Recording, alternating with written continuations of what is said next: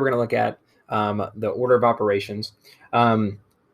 And so these are rules that have just been established by mathematicians in order to ensure everyone's on the same page.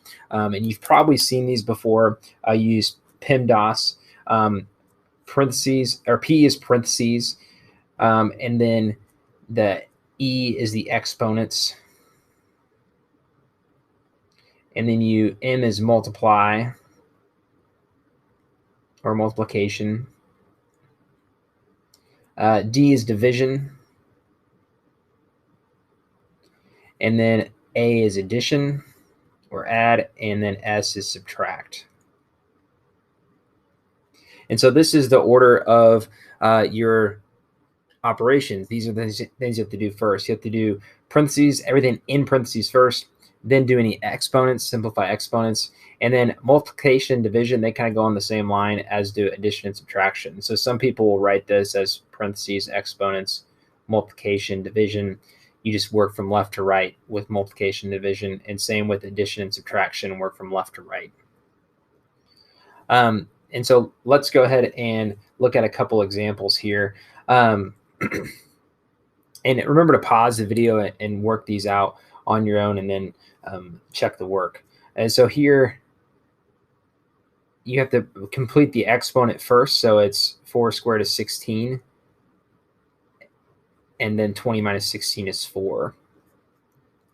With B, make sure you can't do 2 times 3. You have to do 3 squared first. So it's 2 times 9 plus 4.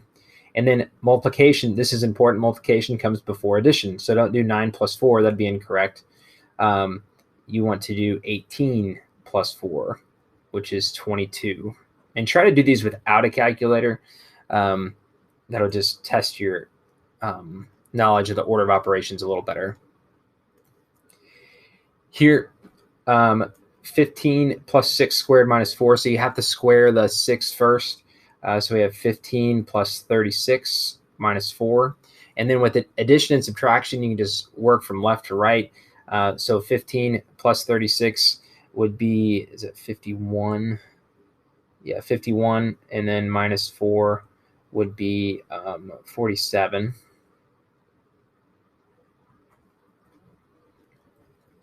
And then the next two, be sure to pause the video, try these out.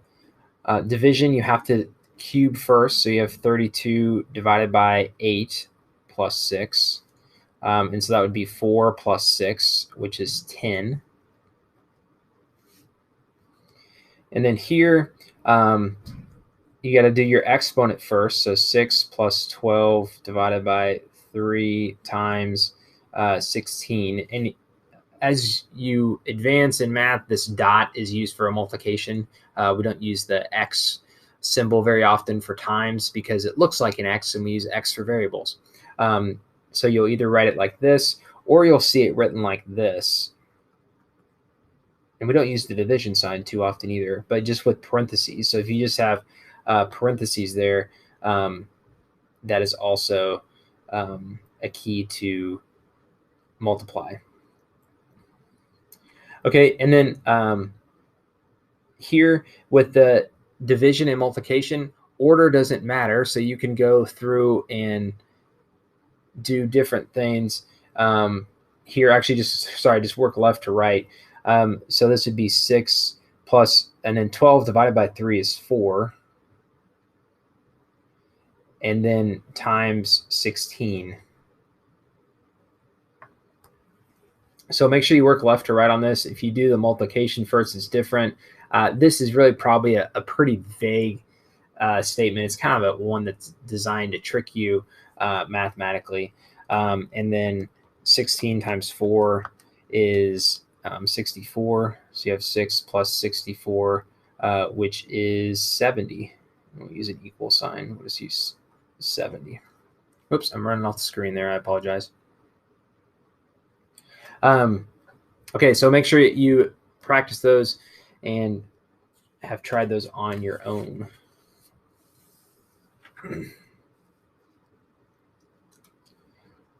Some grouping symbols. A fraction bar can act as a grouping symbol. So evaluate the numerator or the top, and then the denominator or the bottom. So it's kind of like having parentheses when you have a fraction bar. When grouping symbols appear inside other grouping symbols, work from the inside and outward. So one step at a time. And so what that means is if you had something like 3 minus 2, and it was like squared, and then maybe you even had like some brackets, and then times 4. I should have put like a +1 in there, something like that. Then you would do the parentheses, the exponents, do the addition, and then multiply by 4. Okay, so continue to evaluate these, and this would be a good time to pause the video and try these 3.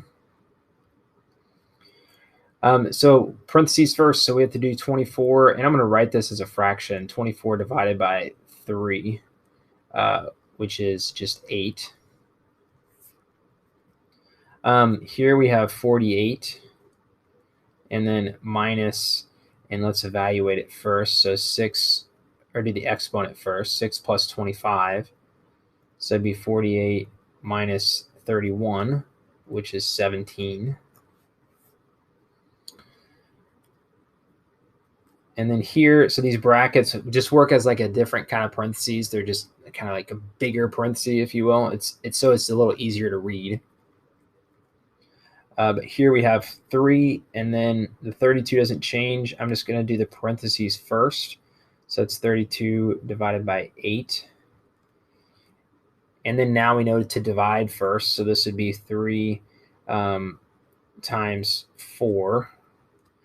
And that gives us 12.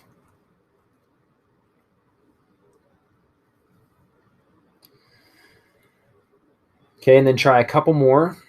And pause the video, work these out, try them on your own, and then watch the solution.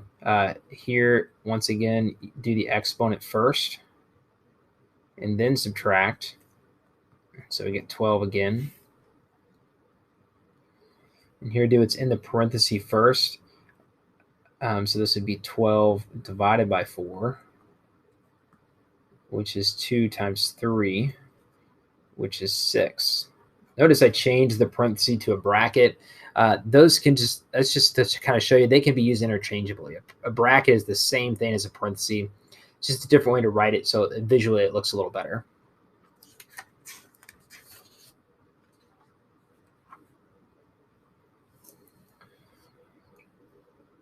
Okay, and we can combine these with the order of operations, or sorry, the evaluated expressions that we did in previous videos. So if I want to evaluate this with y is equal to 8, that means everywhere I write an 8, or I see a y, I write 8, and then evaluate. And I would put parentheses around it for that first step. Sometimes you don't have to, but sometimes it really helps. And this gives you 61 after you square it and subtract. Here we have 12 minus 8 minus 1. So here's one where parentheses doesn't really matter. It doesn't really help, but it might just set it apart a little bit. So 12 minus 8 minus 1 would be 3. Here, when you plug in the y, this is where you do the top and then the bottom, the numerator and then the denominator. So on top, you get 10 times 8 is 80. And we'll go ahead and show every step. And then add 81 over 9 to give you 9. 81 divided by 9 is 9.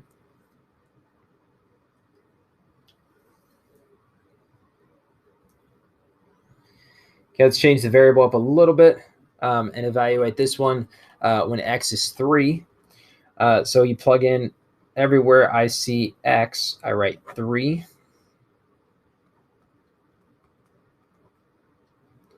And then you can evaluate.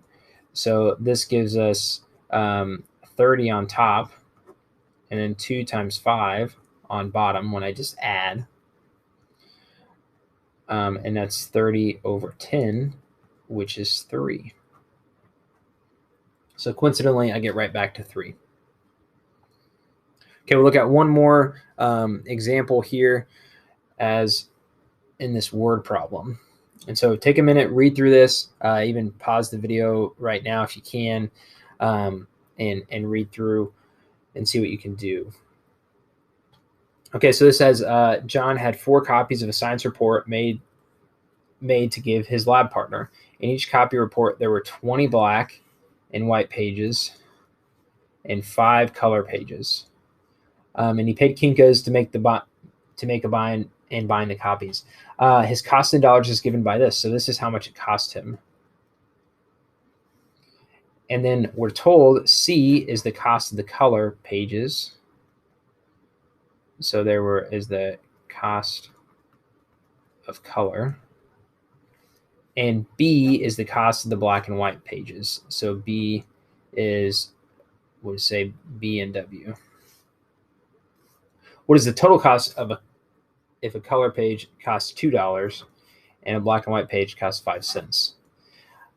So one thing to keep in mind is just be careful how you write dollars. So this is $2, all right, $2.00, and 5 cents would be $0.05. Okay, we have an expression. We have 4 times 5C plus 20 times B. And you know C and you know B, so plug those things in. So this was equal to C, and this is for B. Okay, so then we can just substitute in the values. So that gives us 4 times 5 times 2, and then plus 20 times 0.05.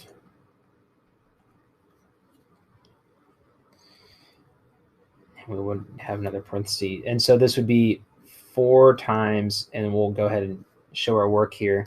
4 times, 5 times 2 is 10, and then 20 times 0.05 is just 1. And this would be 4 times 11, making the total cost for him $44.